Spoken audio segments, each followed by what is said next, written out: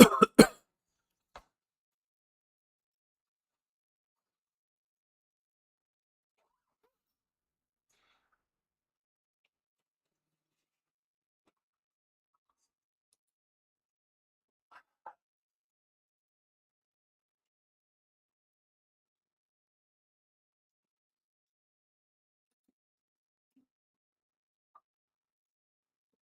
right, that's everybody. And you're up. All right. Copy link.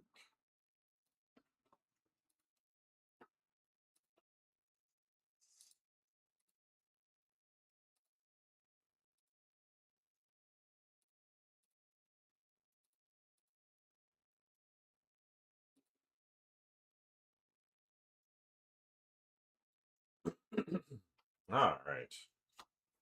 We are live. Good morning.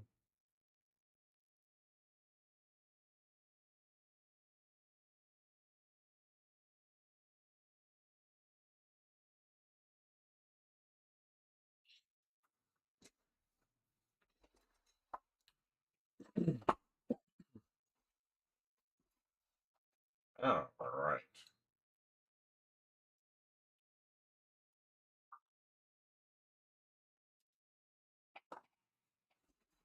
Let's get started on this, huh? Where did we leave off? We were working background to foreground, working on this tree. I extracted that drawing, so I have that now. I think the first thing I want to do is, when they may not be visible in the video, I'll get over there first to deal with.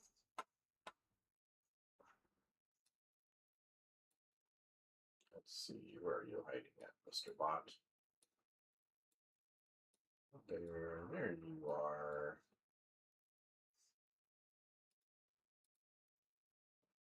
And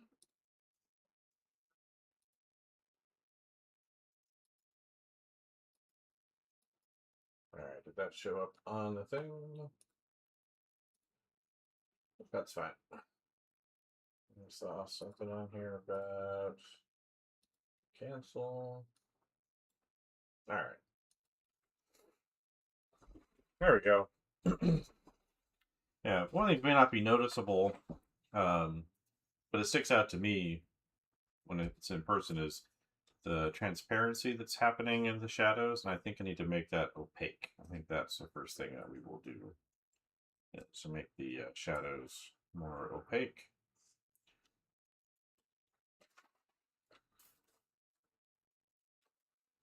So kind of try to match that color, but then paint it opaquely and make it slightly lighter.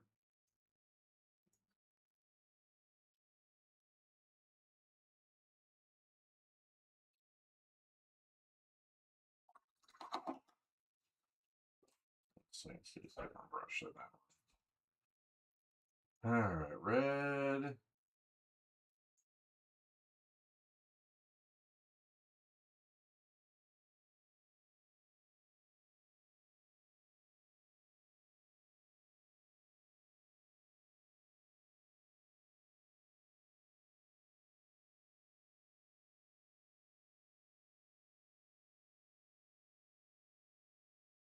All right, looks like that'll be a good color. It's nice and opaque. Fill in those transparent areas in the shadow just so they don't look so strange. Then I can put transparencies I want in there. So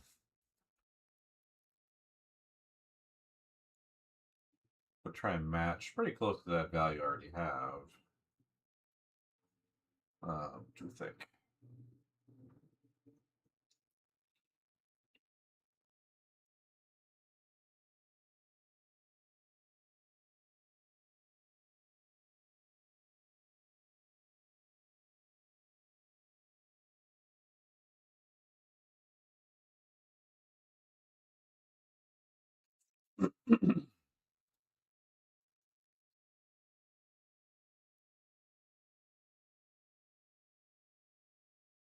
So just trying to make those shadows more opaque.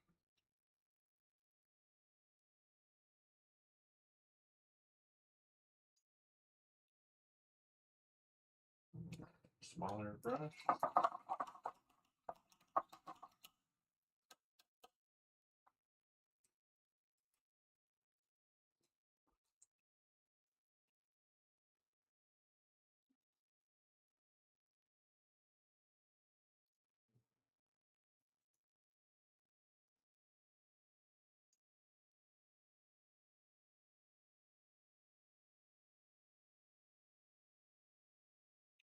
Yeah, feels better.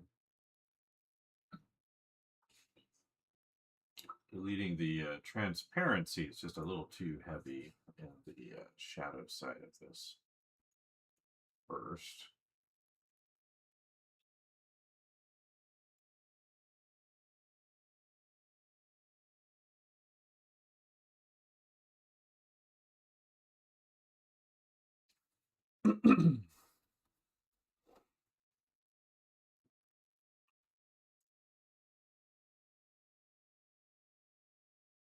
Let's see, let's get some of this orange in here.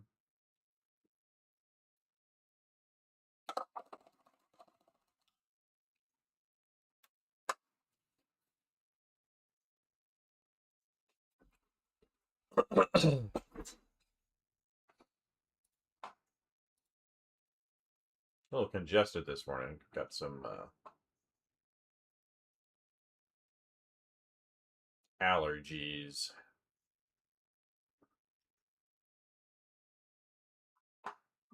Some music.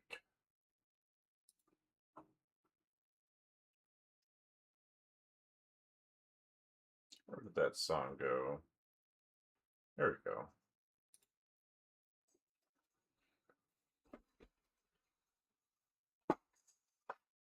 Good morning, Bosch.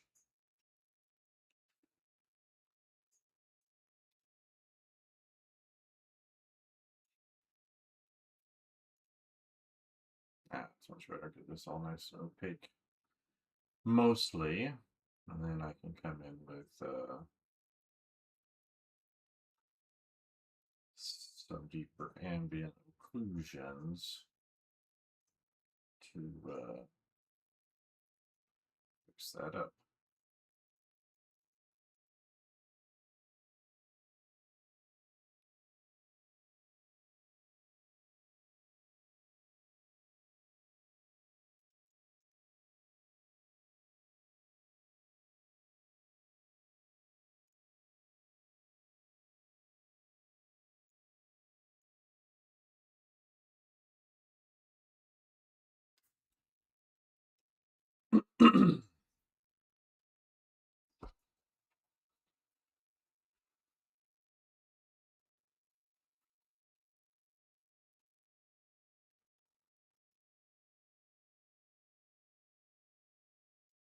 Much better.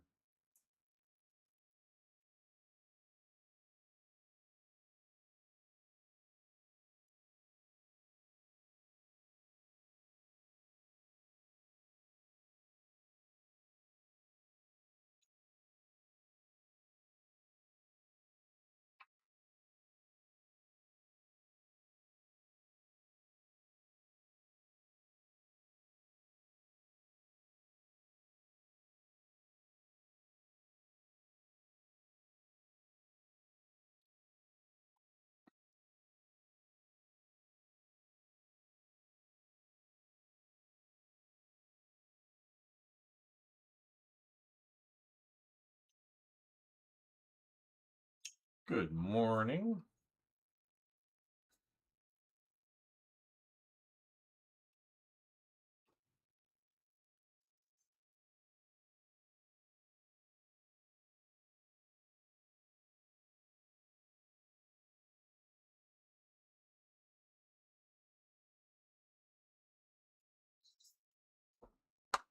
Good morning. Good morning.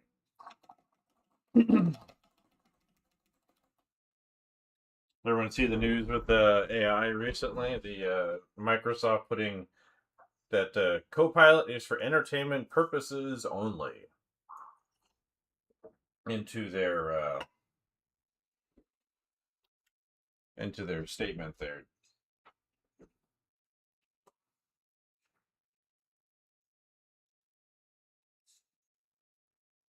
I thought that was really funny. It's like, use at your own risk. It's like, what?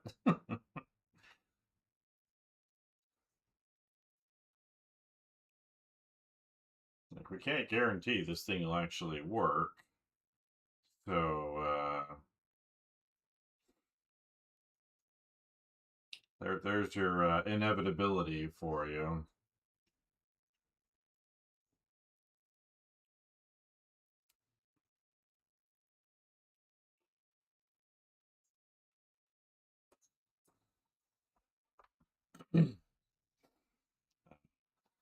But I found that to be pretty entertaining. Out of Guinea.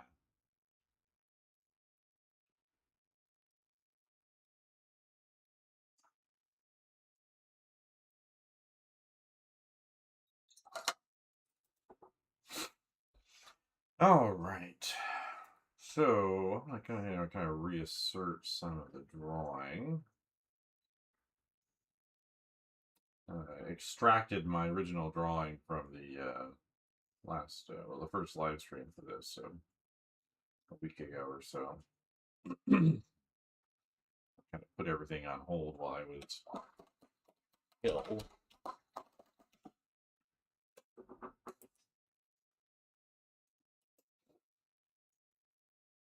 So let's see, where's my drawing? Let's fix this up real quick. So we're gonna have this is gonna come up in front, like that. Come down.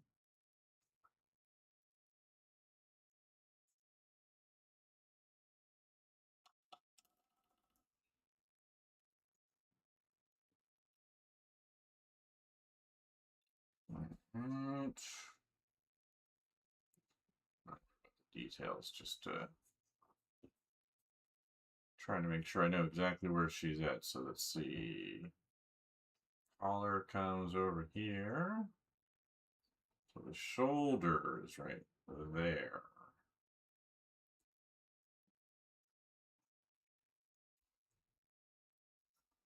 That. And then her actual shoulder is like way down here. Just going through and cleaning up my drawing here. A little bit lower than that, even. Come on. Stay wet, ink. Should get some water on here.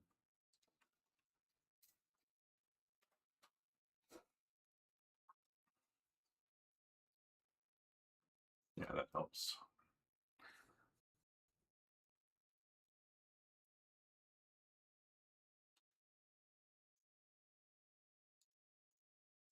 So I want to clean up my drawing a little bit. So put all this stuff in here, and I covered it up just trying to catch some tonality, but we do need to not lose every part of it. So see, shoulder goes this way, and so the shoulder comes down, and then drops down.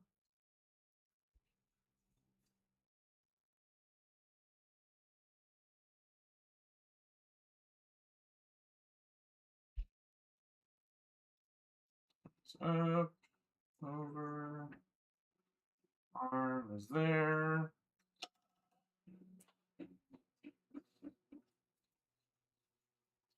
Already got.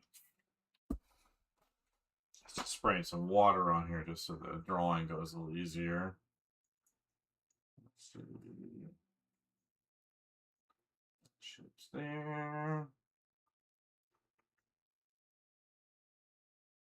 So I make sure I fill in that background appropriately.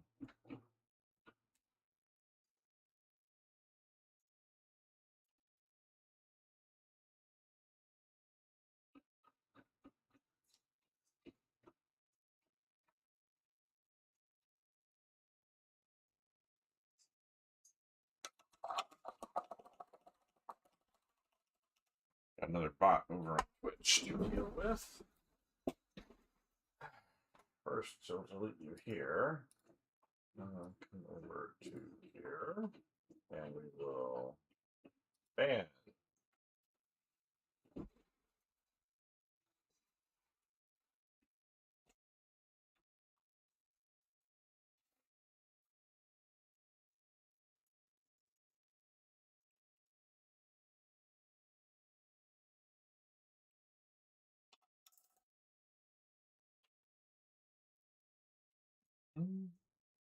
Arm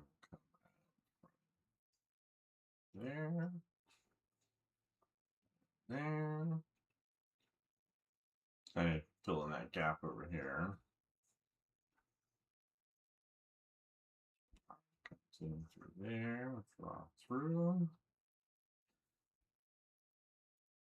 Rest is there. Shape there.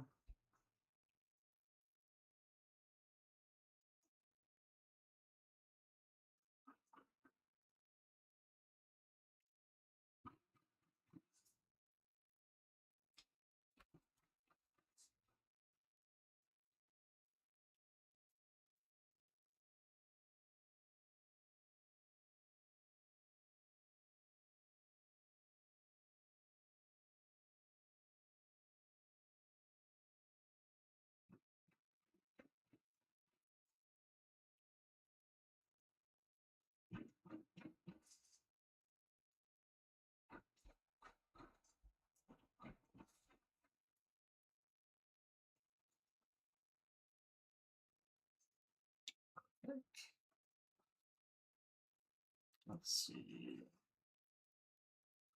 Elbow is there.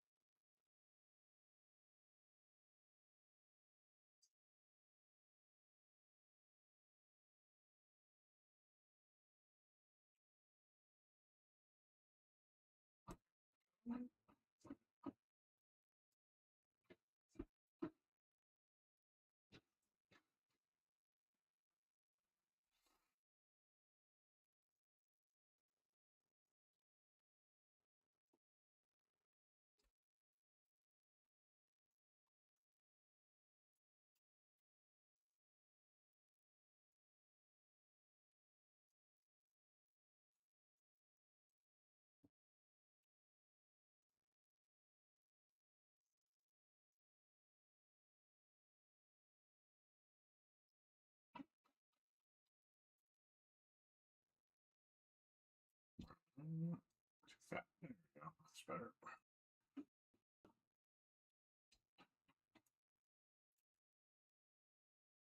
Make sure I didn't lose the drawing area, so I make sure I paint in the background where it should.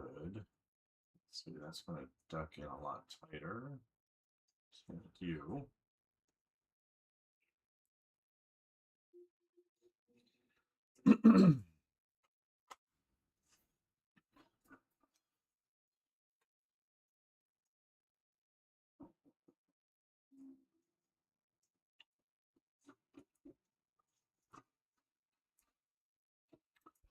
Let's see.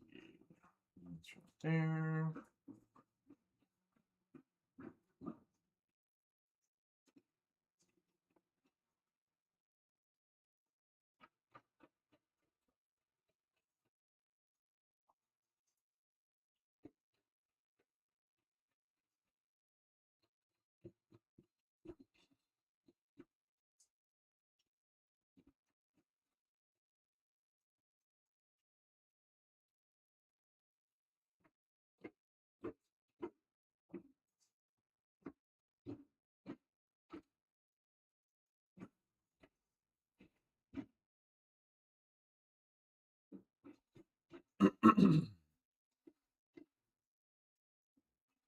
Haven't lost that. Or that.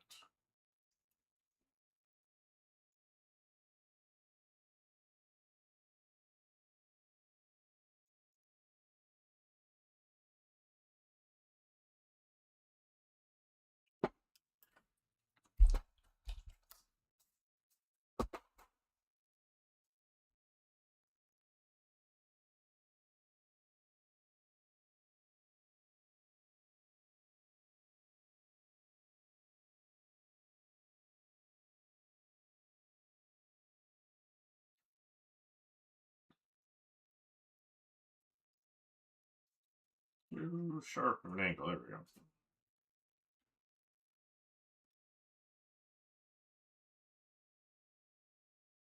I guess it's too sharp too, but I was trying to figure out where this is at.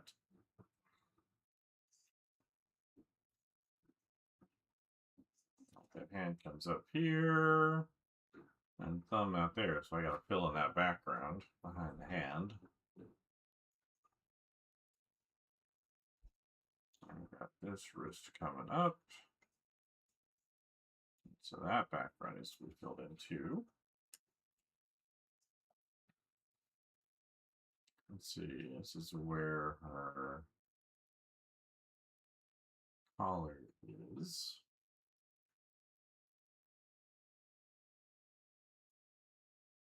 Hair's going to come out.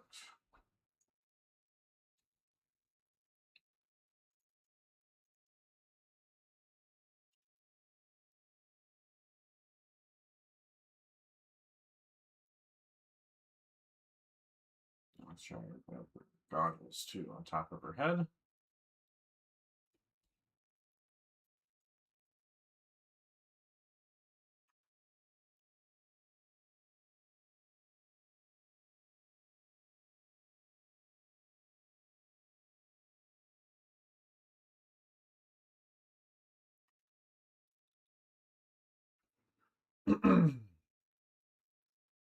Alright, and then down here, just kind of going through and reasserting my drawing before I go too much further forward.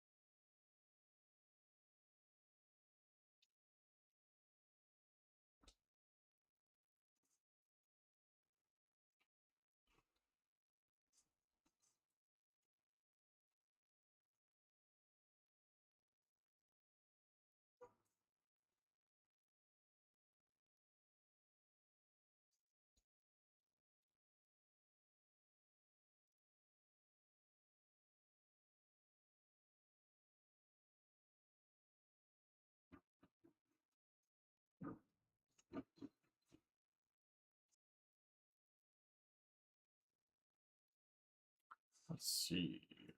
Good morning. Happy Tuesday. It's back to university day for me. I was out of it for like a week, basically. Alright, that tells me where those boundaries are.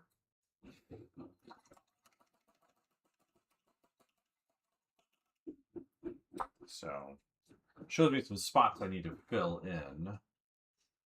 Around the hand, on the shoulders, places like that. I wasn't sure about before. Now I know.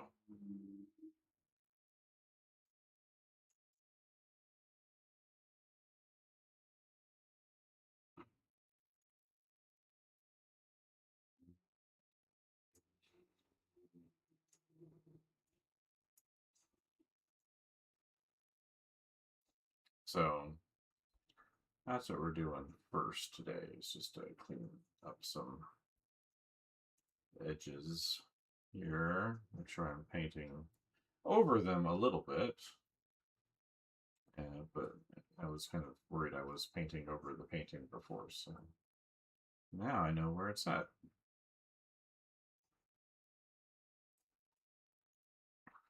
So I like to do this thing where I kind of work from background to foreground.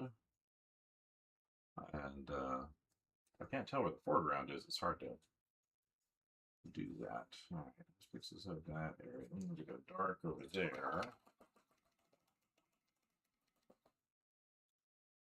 So let's get some darker tints in here.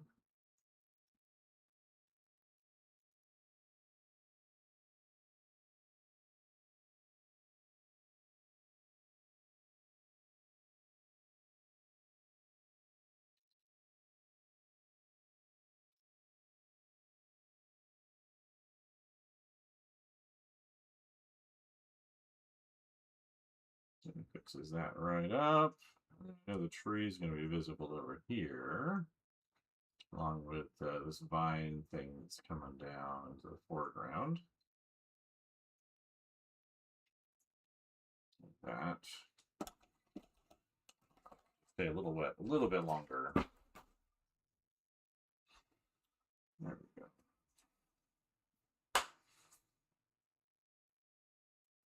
And when in doubt, just let the surface down a little bit. On this vine thing here as a depth cue. So now I can see, okay, here's where the sleeve is, and there's the tree. So we can get that shape in there.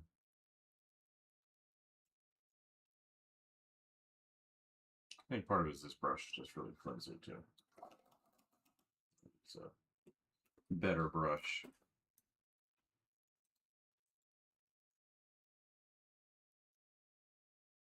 Yeah, it feels better. And there's the tree trunk right there. Darker tints in there.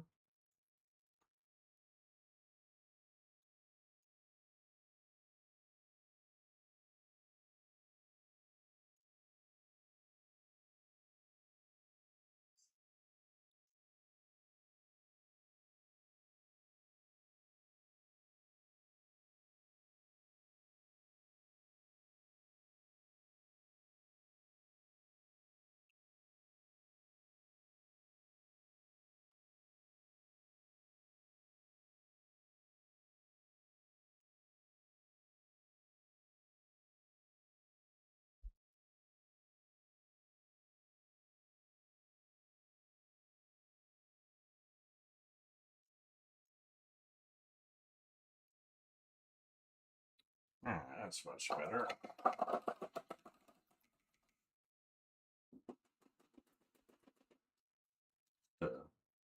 Let's see. Now I've got this lighter tints back behind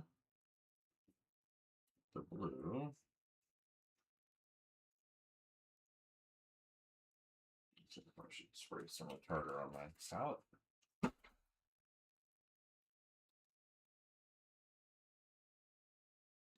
Close.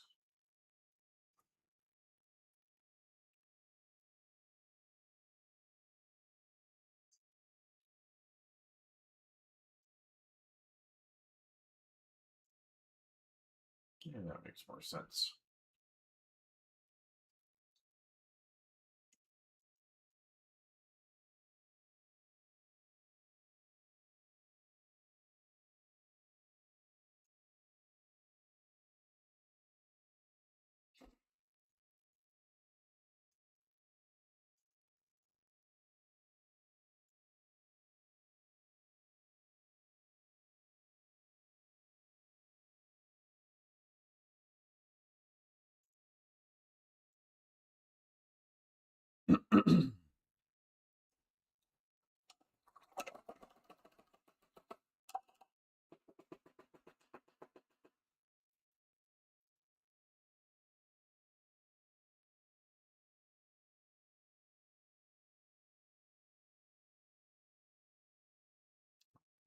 Come over here.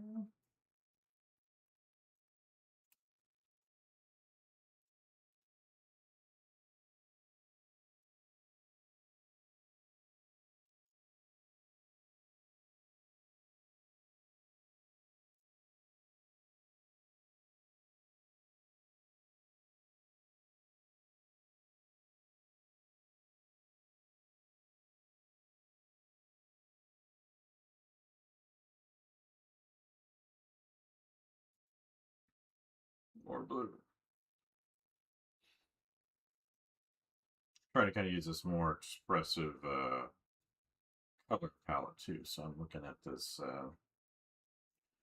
comic colored page, and I'm not following exactly, but I'm trying to look at that as like a way of maybe boosting the expressive potential of the image. So hey, I like that color palette. So let me apply that here. what are the things that they're doing in their picture. Let's show you, we got a bunch of cables attaching here onto this thing.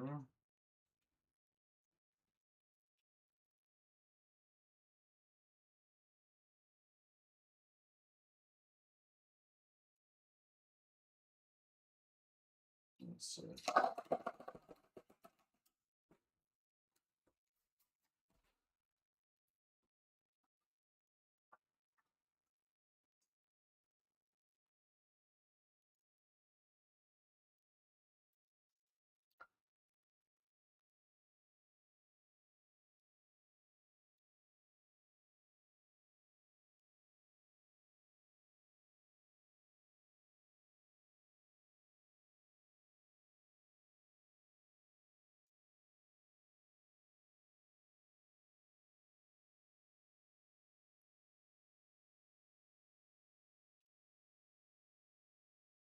All right, so we got that block coming out, and that's where these are inserted into.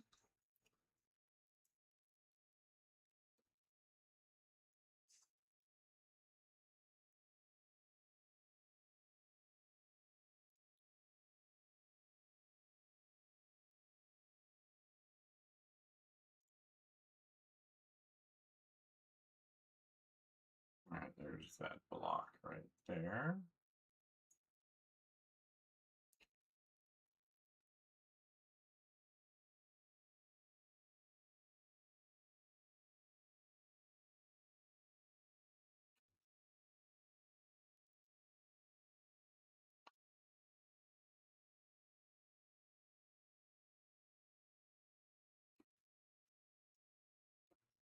All right.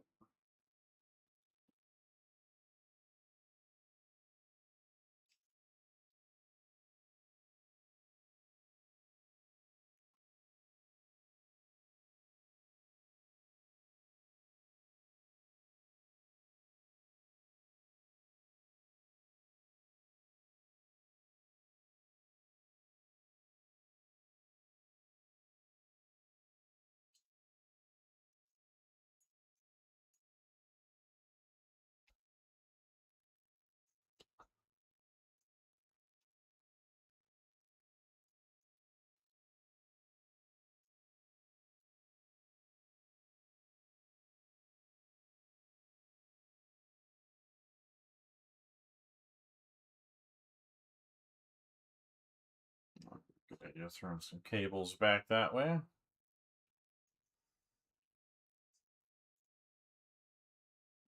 Should come out just a little bit more.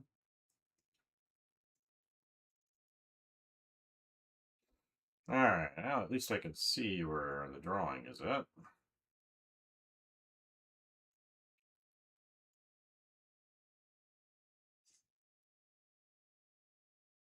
And the blade comes, well, the handle comes back. Like that. And that's at an angle. That's there.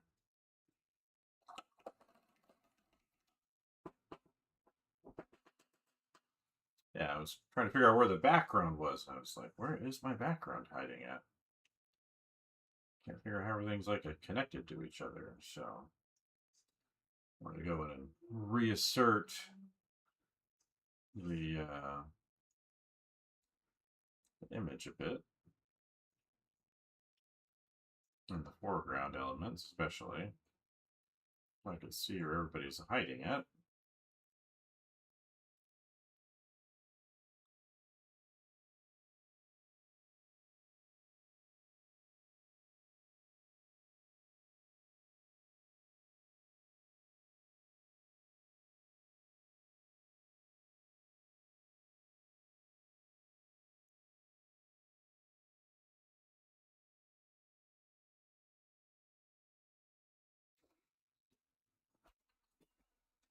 All right.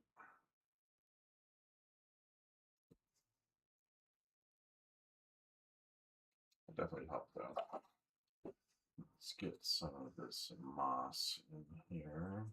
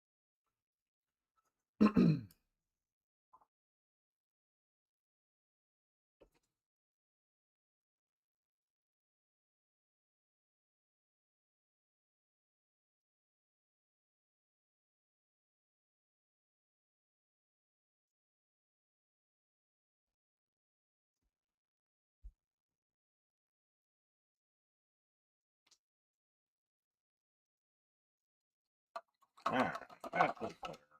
Tell where things are hiding it now.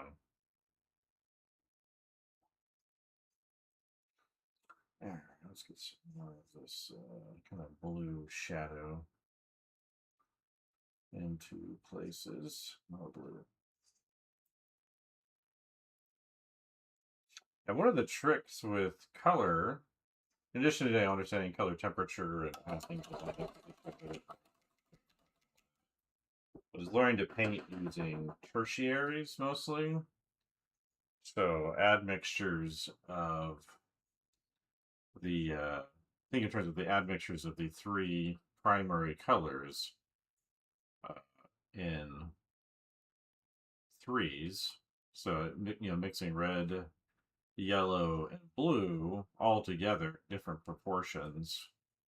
So whether using a purple, which is a secondary, or a green, which is also a secondary, it's also helpful to add in what we call their complement a little bit into that color, unless you're looking for it to be absolutely like pure, version of that color. And that can typically makes for much better palettes that feel less, that feel more natural as opposed to feeling, very cartoony, which is where you often see straight up primaries and secondaries. But emphasizing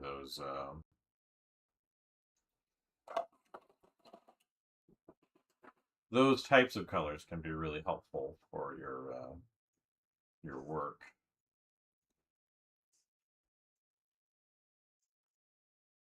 Rather than straight up using those primary colors.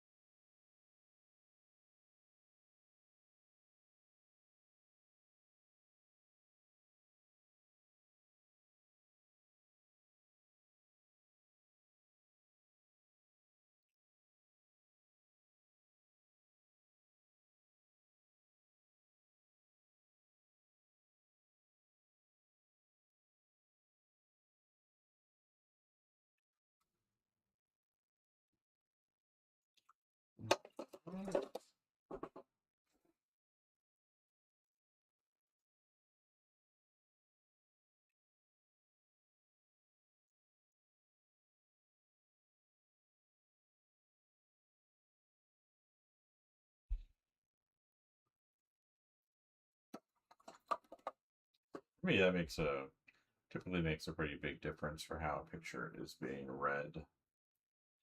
All right, so that's hanging off of here and coming down.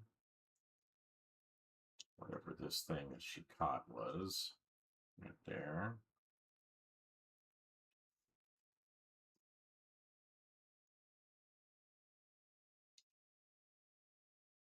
Its head kind of comes down like that.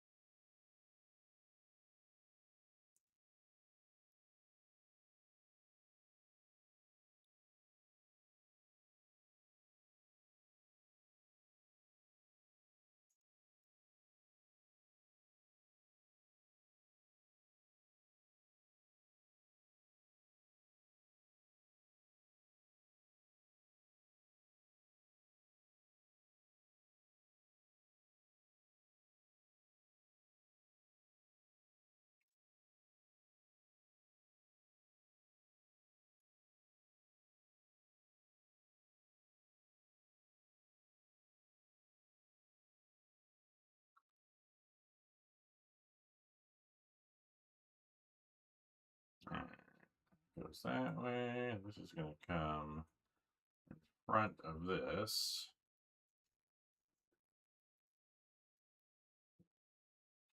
That.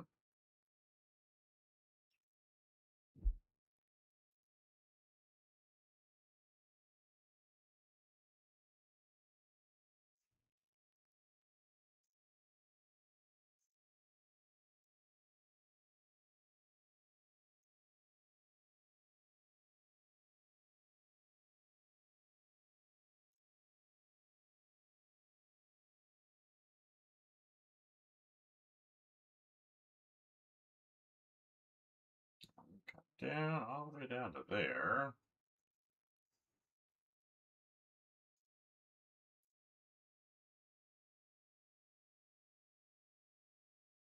There we go.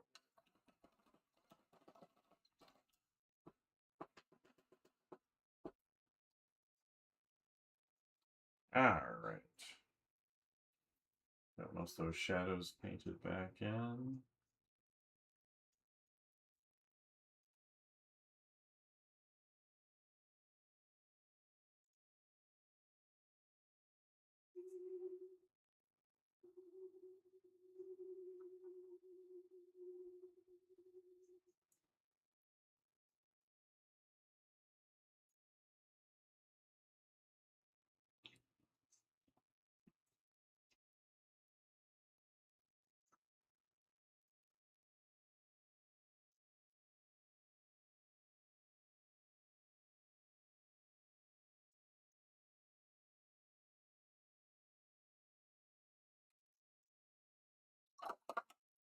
Good morning.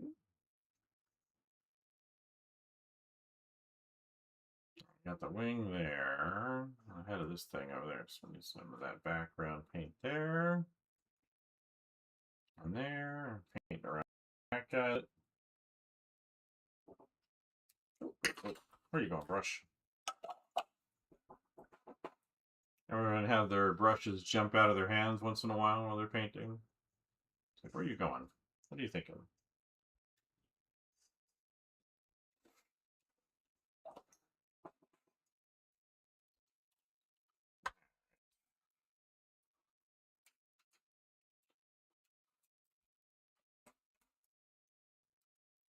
Now, I know where everybody's at. Let's start getting some of this paint in here.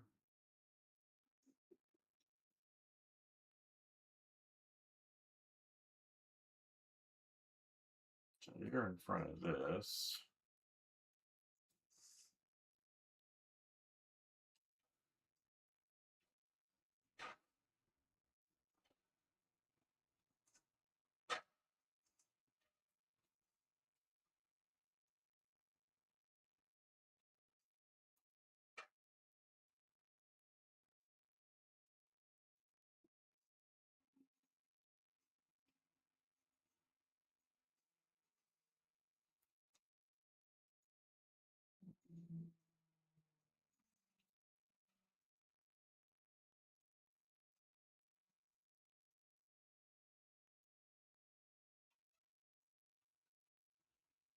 Let's see.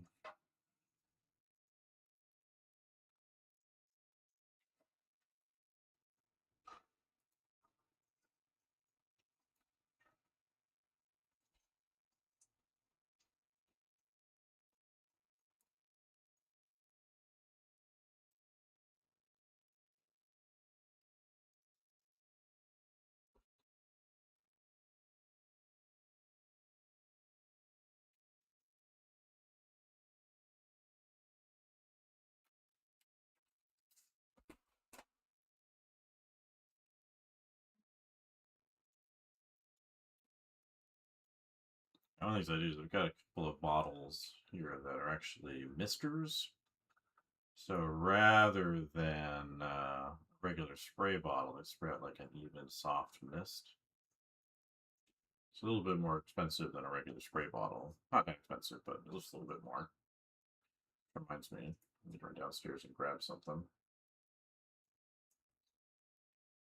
But just it's a more even. They distributed water on the surface rather than it just leaving big droplets. That just makes it a little easier for me to push the paint around a little bit.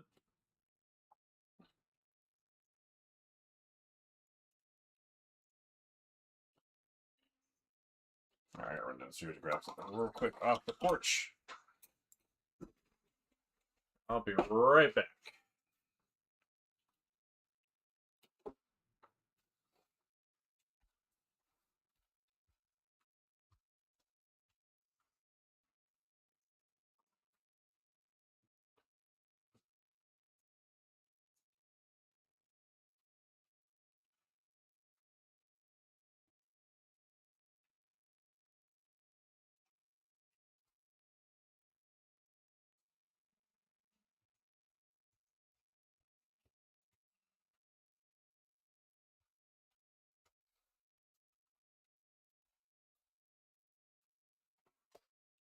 All right, I'm back.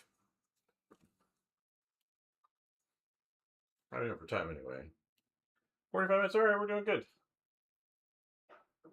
I'm on here for a couple hours. So, yeah, I think it's time well spent. And usually let me know if there's any questions out there. I don't always have anything specific to say, but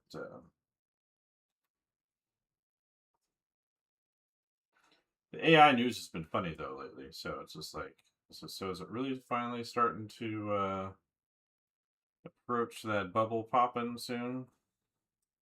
Because it's so ridiculous out there with it. It's like I don't know how much longer they can kind of hold people's attention onto it.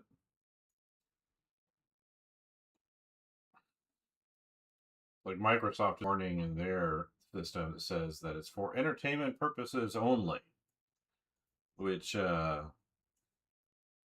that's like they put tens of billions, if not 100 billion or more, into their AI systems in terms of developing them, promoting them, putting them into everything that they can think of on your computer. And now they're like, well, maybe it's just it's for the lulz, right?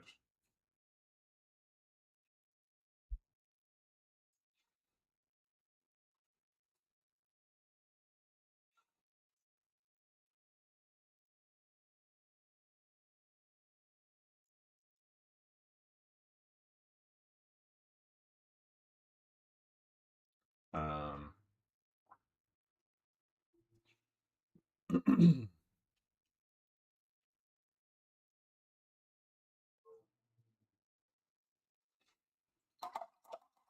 Yeah, it's funny when I'm working on paintings and things like that, or I've had students in the past, or even colleagues, co-students and others. They'll tell me that they hate painting backgrounds, and that's always confused me. Like they only want to paint the person in front of like a gray background. Actually, I kind of put my foot in my mouth once about that. Where I was visiting this portrait lady in Pennsylvania once, and seeing, looking at her, seeing what she was doing, just trying to figure out the lay of the land and all that. And I was commenting that I kind of hate all those portraits that people do officially. If like there's nothing but like a gray background behind them. And then I was like looking around the studio. She kind of gave me a funny look, and then I was looking around the studio, and I realized, oh, all of her paintings were that way. Um, so uh, there's my skilled powers of observation, tactfulness on display right there. Or foot in my mouth, maybe it's probably better. But I think it's a relevant point. It's like, why, they go through all this effort to like not put anything behind the person, where that's like a big opportunity to like tell a story or indicate something about somebody, as opposed to just looking like a basic study. But that's just me.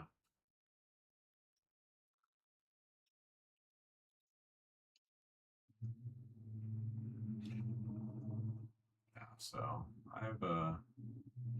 I got my share of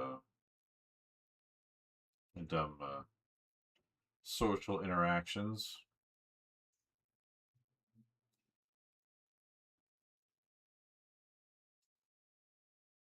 Set is next week. All right, good.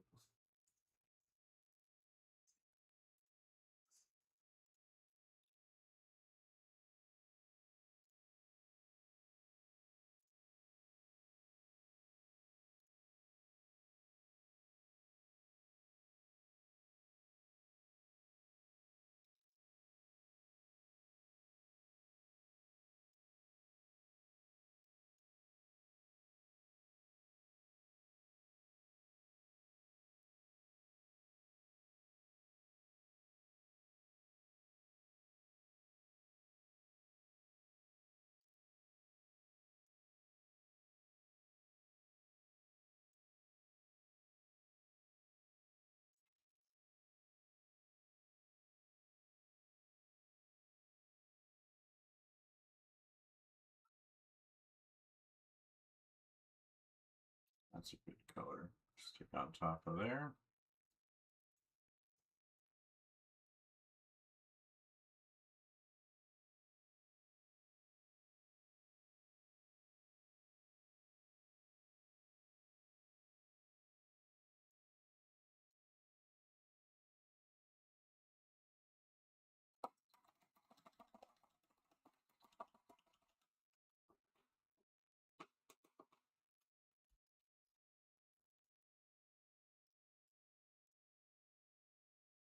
Good morning.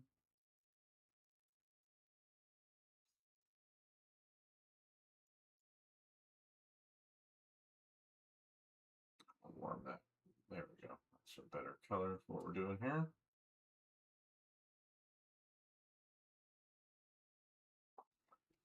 Now we need to get some of these greens in here.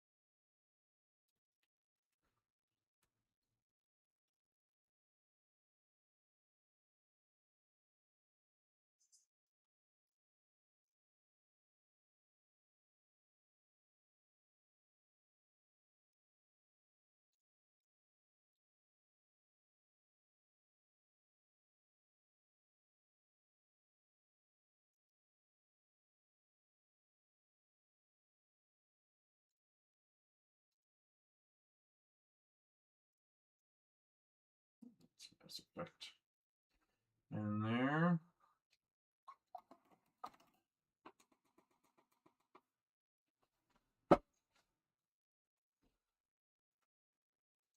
And what are we doing next here?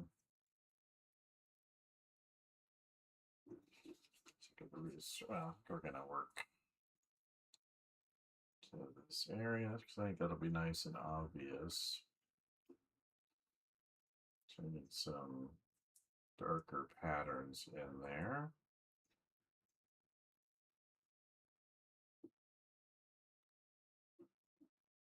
Let's see. Complement that with some brown.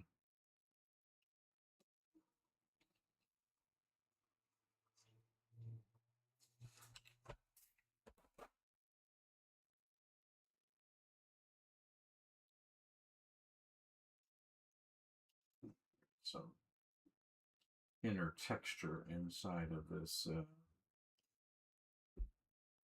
deeper plant area.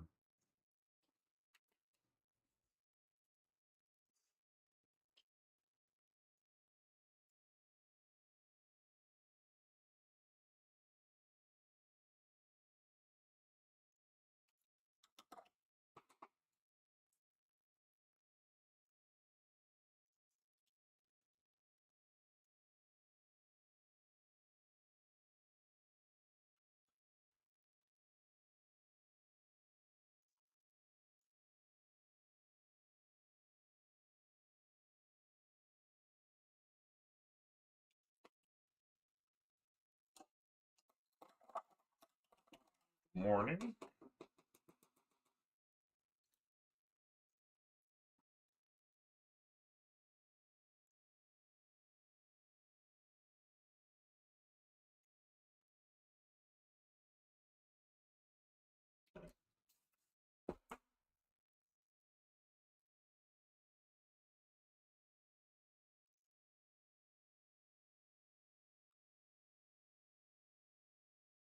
All right, and this here.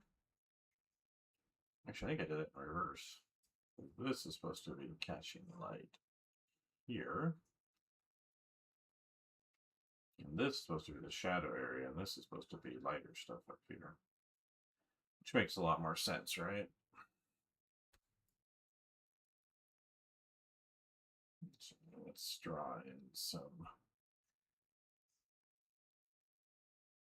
Actually, I kind of like these stones.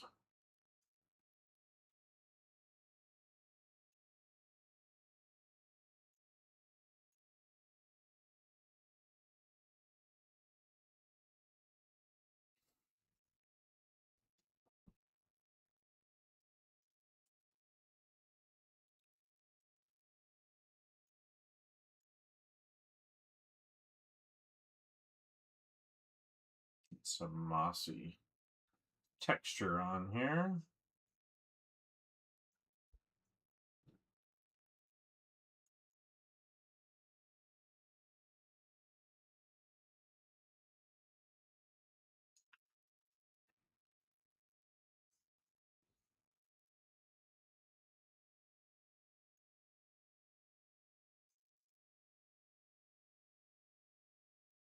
I like that.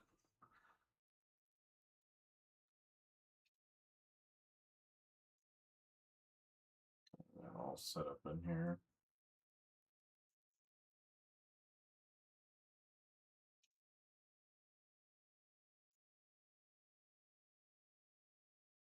Break these up so they're not so big.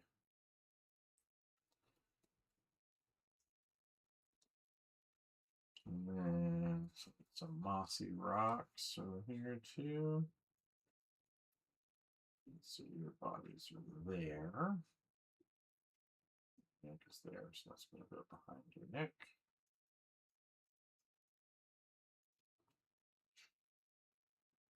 And then get some moss on these stones and things over there. Some over here.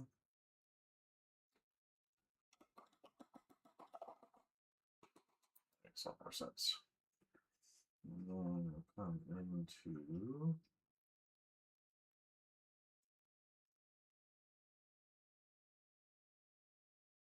some kind of steel gray with these stones.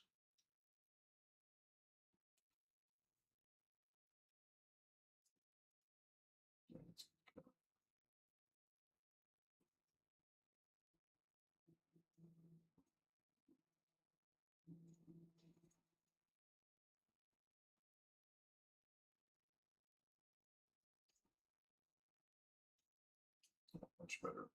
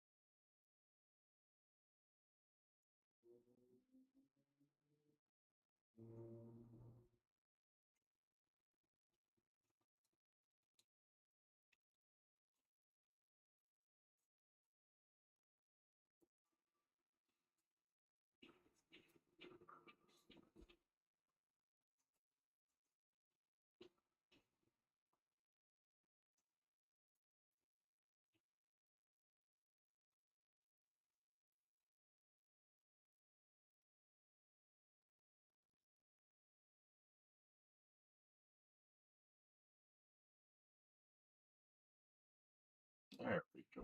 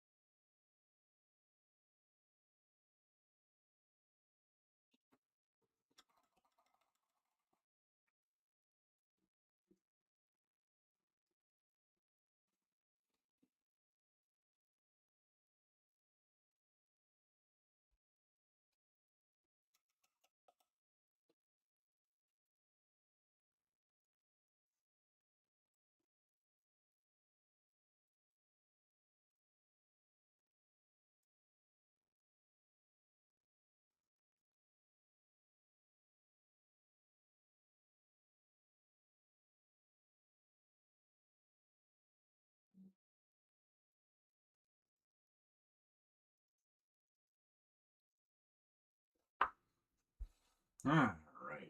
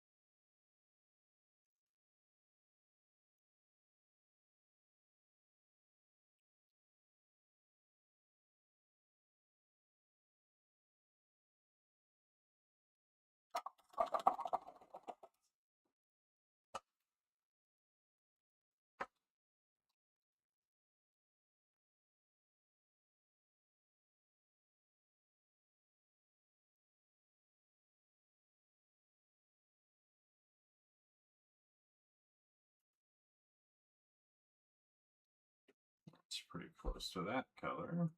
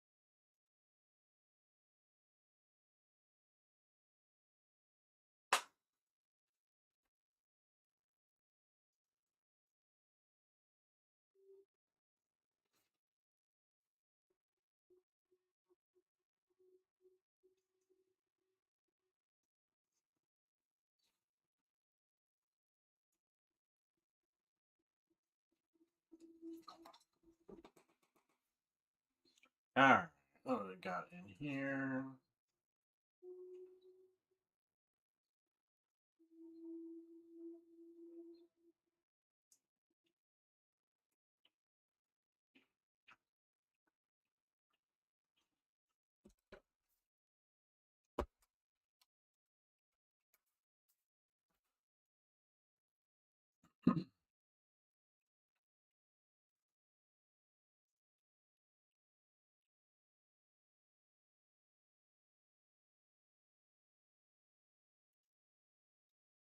Let's see, here's our drawing it.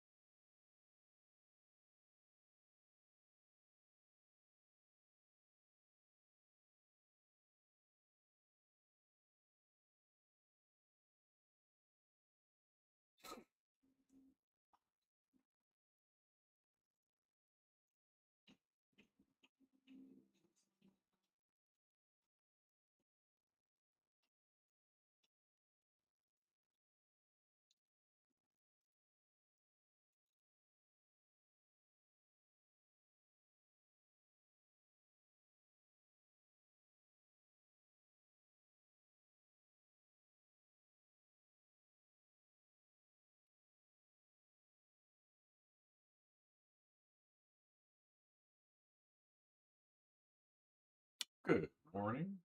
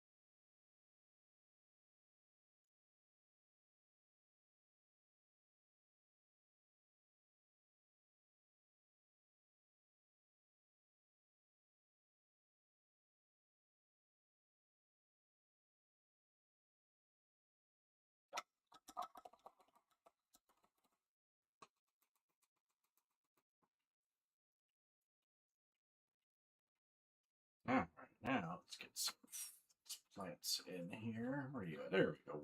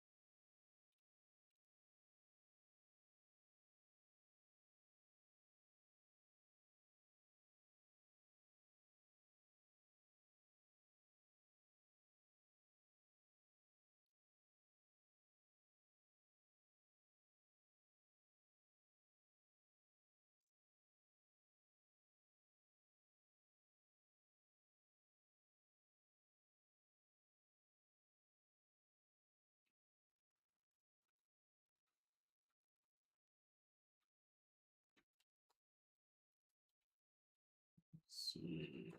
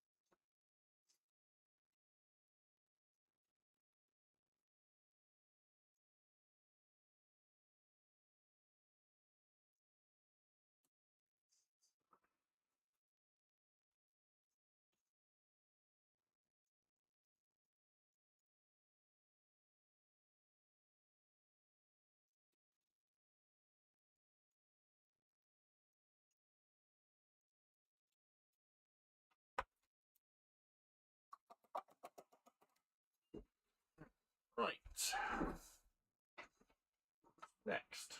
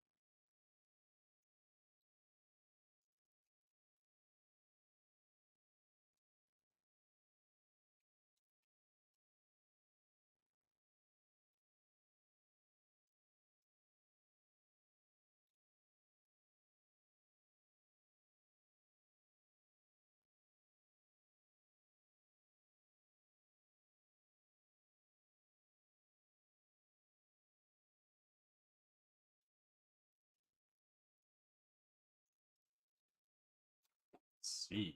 I've got an hour 18. All right. 40 minutes should be able to get a lot done.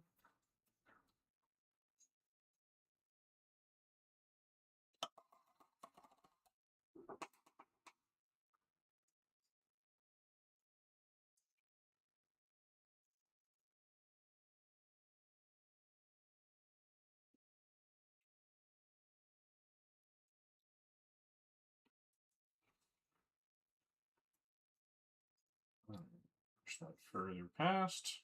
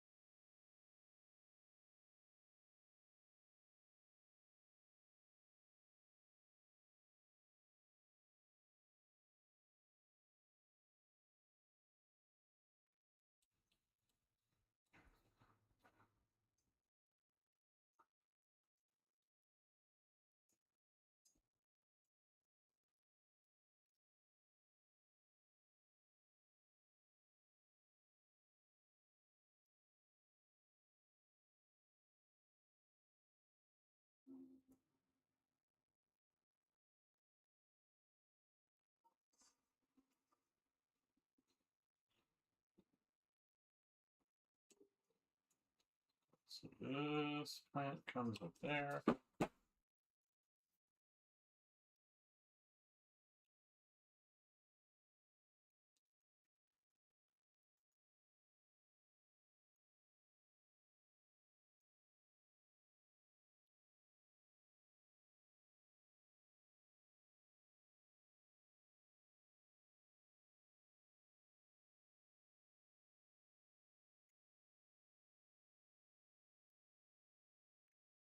Good morning.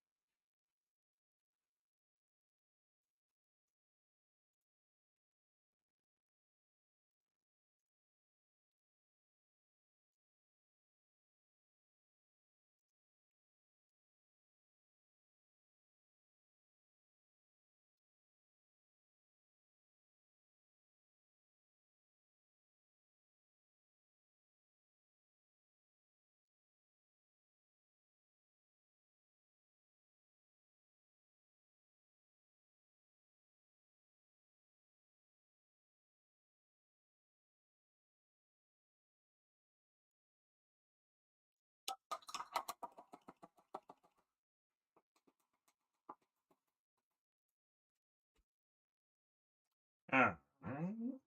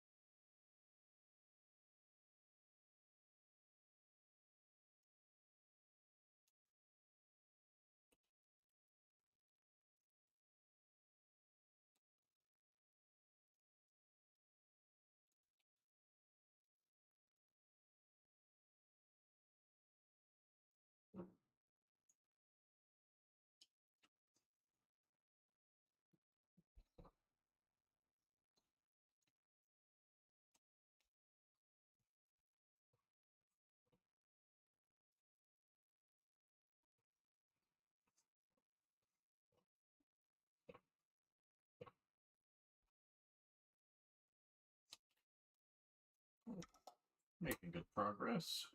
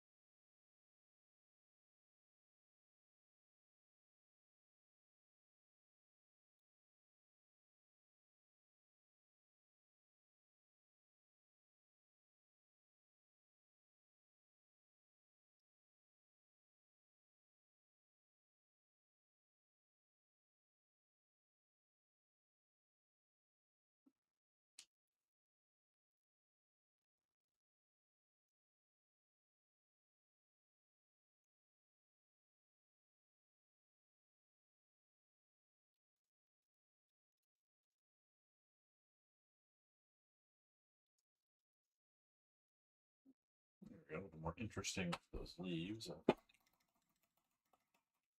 Get those shapes set up.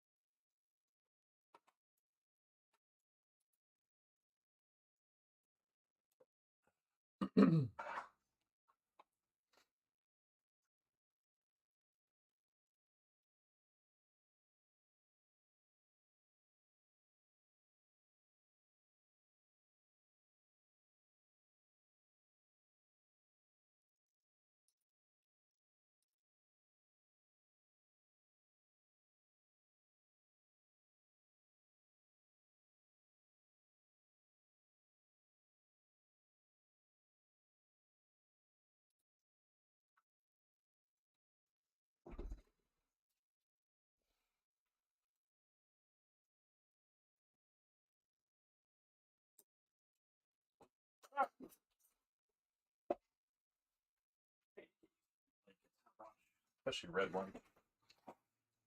Do a lightweight something or other.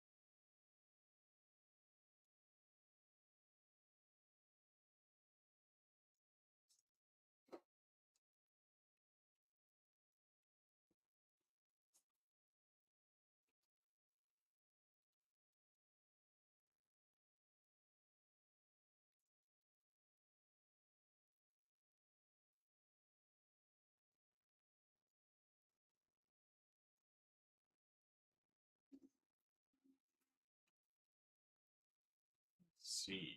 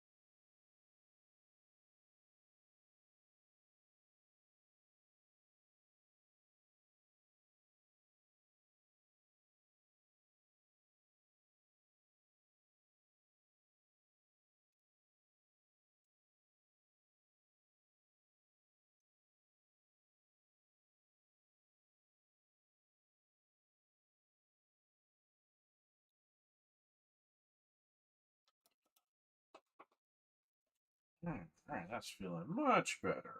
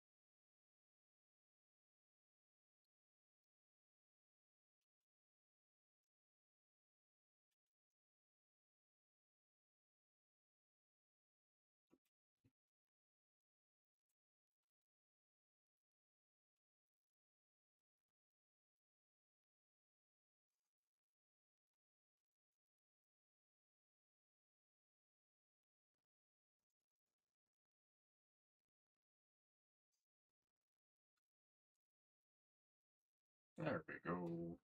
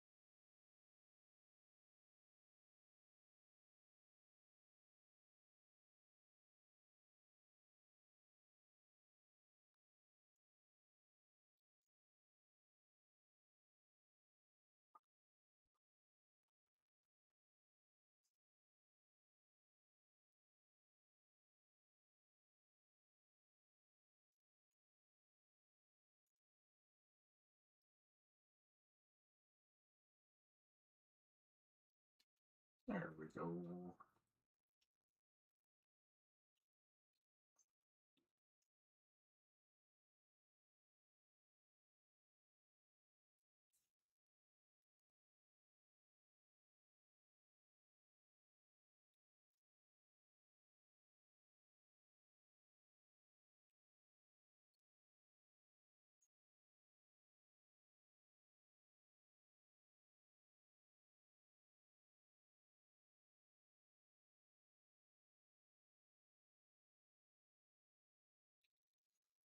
There we go.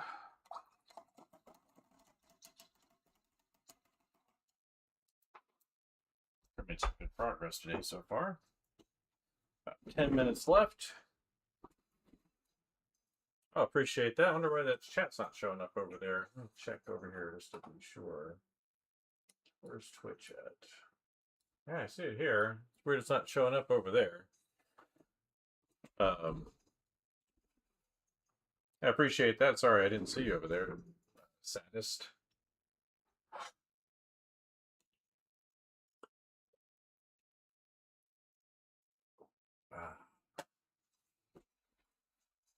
Yeah, so I haven't worked much on the figure. I was reasserting the drawing in there today, and then been working kind of around the figure here. So that's kind of what's going on here.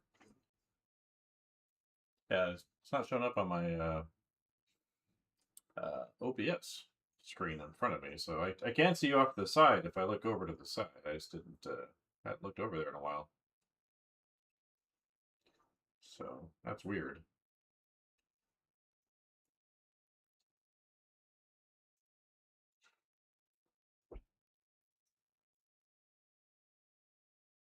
You just finished your portfolio? Yeah, what portfolio are you where are you targeting your portfolio?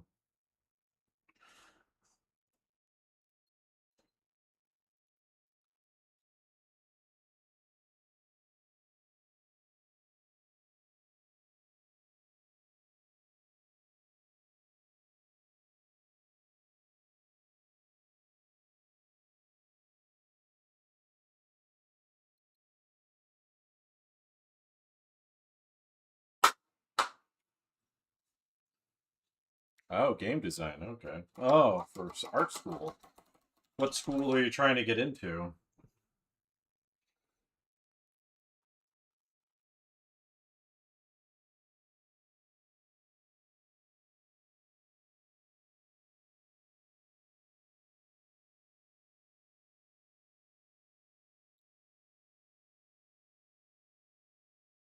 Van Arts. I don't know where's that one at. I haven't heard of that one. I teach at a university, so I'm taught at multiple universities, so I'm not familiar with that one.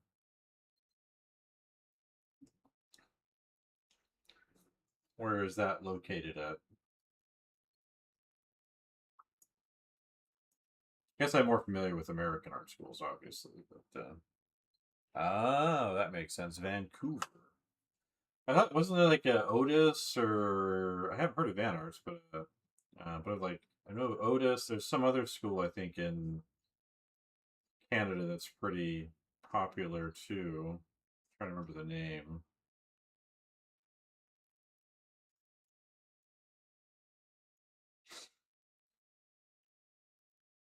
Has that game art program been captured by AI Bros?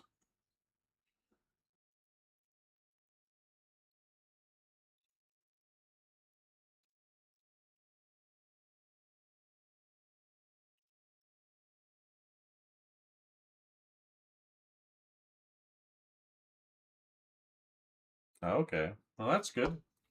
I know like Ringling. I think their game art program, the guy who runs it or who ran it, I'm not sure who runs it now because it's been a few years since I was teaching there. But he was like all over AI. He's like, this is wonderful. He was like posting AI pictures constantly. We call them augmented sketches onto his Instagram, and they were terrible. Like, okay, well that's good. Well, like Ringling's actually like Ringling where I was at before is actually a really small school. I think it's 1,400 students, something like that. I did teach at SCAD, and that's a much bigger school, and definitely don't recommend SCAD for any reason at all. But it's like 10 times that size or more. Um, and then my school doesn't have a game art program specifically. They should. I think it would be popular, but they don't.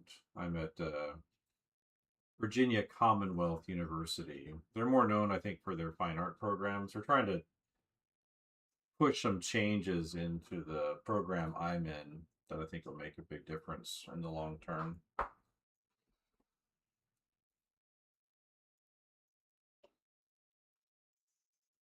Mostly online, huh? That's interesting. Is that like a for-profit school then? Because I know like Rocky Mountain College of Art and Design out of Boulder, Colorado, they they have like half of their students online. It's a for-profit university. They've got some good stuff going on there. They have like a weird annual schedule though. I did like when I interviewed there, it was like that's a really odd system. It was like 5 terms in a year, and then it was half of their students were online, and then just like I didn't like that schedule. It just struck me as very strange how they had it set up. I think I saw something similar with a American school called Bow Arts that I almost became part of in Utah, but I moved. Um, they had like a similar kind of weird schedule. Wasn't sure like why it was that way or what it was based on. Yeah, I guess that's partially correct, but there's something about the in-person experience where you see like you can watch your students work. It's like you just watching how they handle their stylus on their screen can make a big difference for seeing what somebody's doing or how they're like when I would go around and watching my students work. um I don't always say anything because I try to like part of me is like I don't want to interrupt their problem solving until I see them like run into like major problems or I see them doing like the same thing over and over again. if I see them like solving a problem, then I'll try to leave them alone.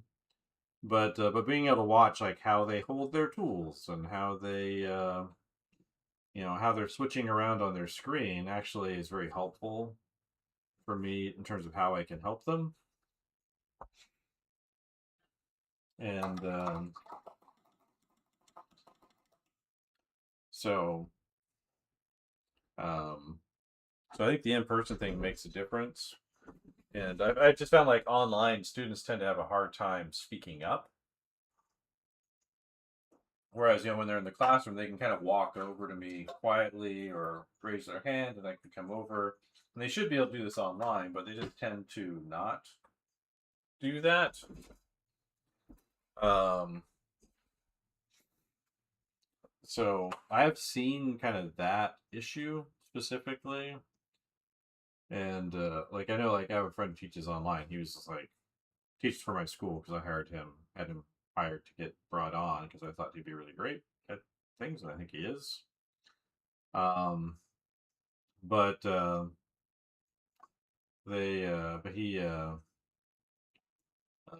ran into that problem sometimes with the students where like he asks questions and they just kind of look at him. I said, well, one thing you got to do is just ask a specific person, like say, hey, you, what do you think about blah blah blah blah blah, and they're like, oh, I'll speak up now.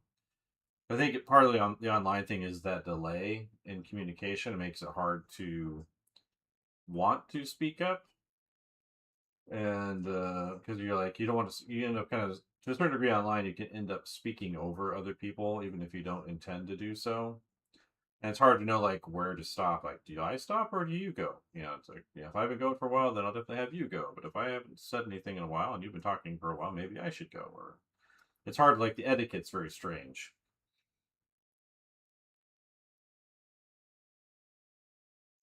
Yeah, it depends on what they're looking for in their students, what their acceptance rates are. Like if you apply to SCAD, you get it automatically, pretty much. Like they don't really have like they have a portfolio review, but it's mostly perfunctory. Like they'll take pretty much everybody as long as you can pay.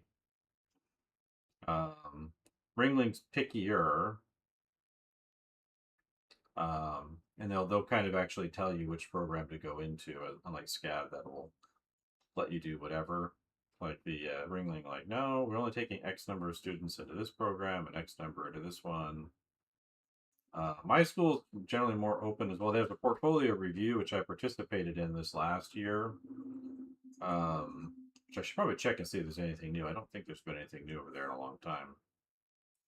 It's been kind of past application season, but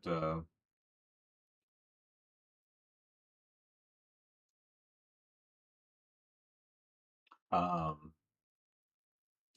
but once they're kind of in the school, then they can pick whatever program they want. Which for my program, that's actually become a little bit of a problem because it's gotten really big.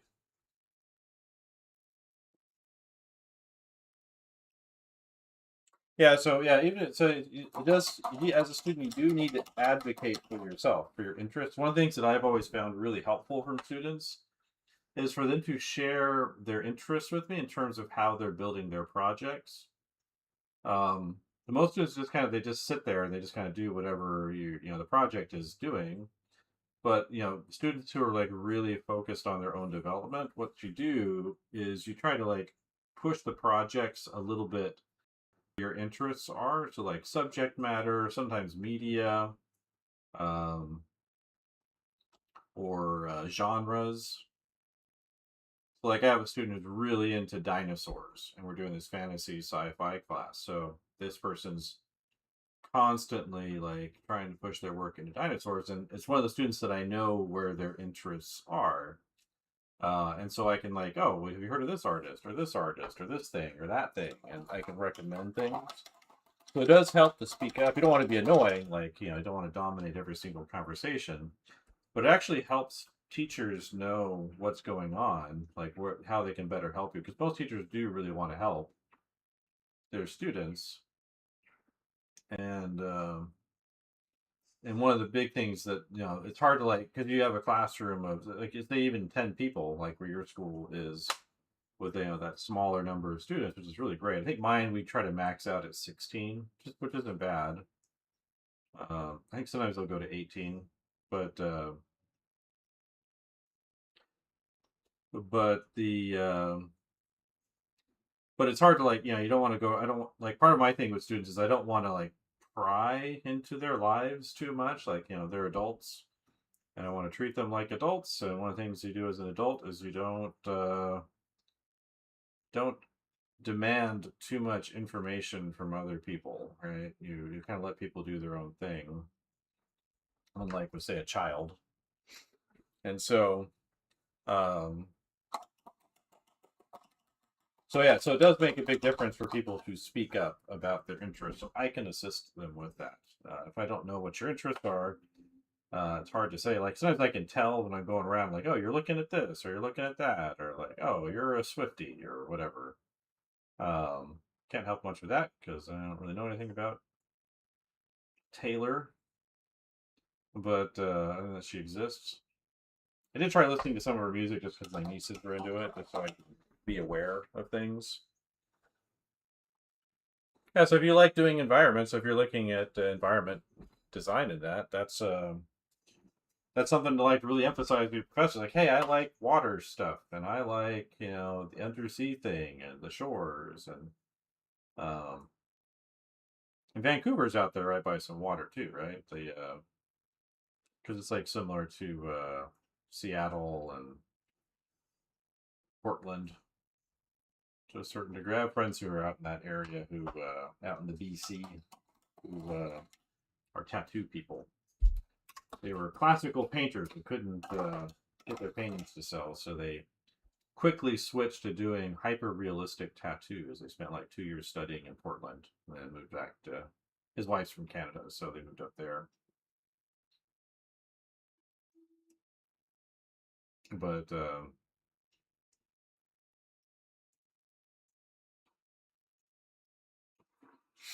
um, 2 hours.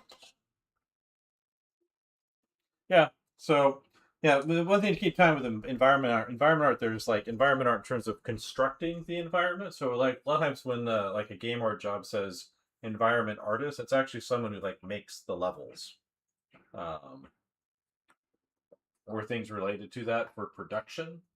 And there's always more work in production art than there is in concept.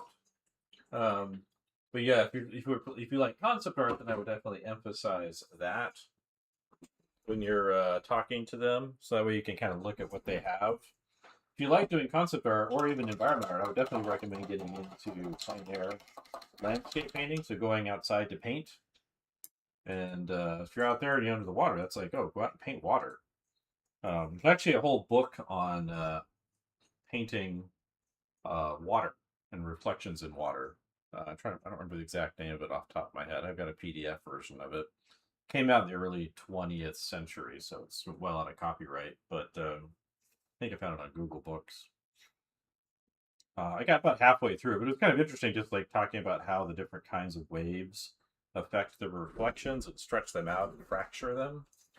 There was a lot of books going on back then about that, and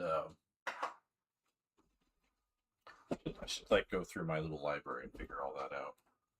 But yeah, that would be one to. If you're interested in water, it's like really understanding how reflections work on water makes a big difference for how you render it, um, or the translucency. But I gotta call it there. I gotta get ready for class. I was sick with COVID all last week, so I skipped all my classes. It's funny with students because they like having classes missed for some reason, even though they're paying for it. um, and then so I'm a little out of sorts, and I've been reworking my entire portfolio website. So rainlandstudios.com, which I'll plug in here real quick. rainlandstudios.com. Updated my little shop in there and everything. So when I was sick, I was learning kind of, there's some new software they put into the website builder. I use Elementor with WordPress, and they've been cleaning up their software situation to have things run a little bit better. And so while I was sick, I was, taking my drugs and sipping a lot of fluids. And I just sat in front of my computer, clicking, click, click, click, click, click on my mouse, working on the new software to understand how it works. Kind of brings it. So it's a Elementor is kind of a visual website builder where they kind of have different blocks that you assemble into your website. And anyway, it's kind of gotten heavy over the years, especially as the CSS stuff has been adopted as a speedier way. So they're kind of pushing CSS variables and classes into Elementor in a way that you can kind of build things from scratch visually, but still take advantage of the faster load times that you can have online, and have it adapt to different formats and things like that more easily. So I spent a whole bunch of time last week working on that, using that for my portfolio site as a way of learning it, so that way I can apply it to my other sites. I like environment art too. You'll see a ton of that there that I've done in the past for different things, for myself and for others. But anyway, I'm going to shut it off there and get ready for my day. So thank you for coming in. And talk to you. Good luck with your portfolio. And I'll be back tomorrow morning for sure.